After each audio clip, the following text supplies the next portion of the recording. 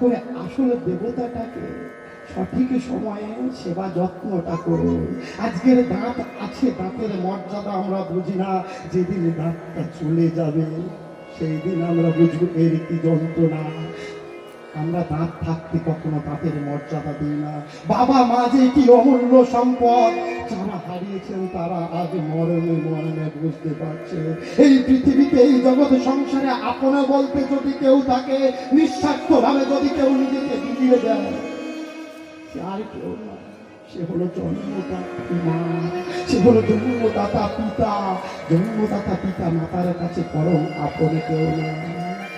তুমি ব্রহ্মা, তুমি বিষ্ণু, তুমি ভোলা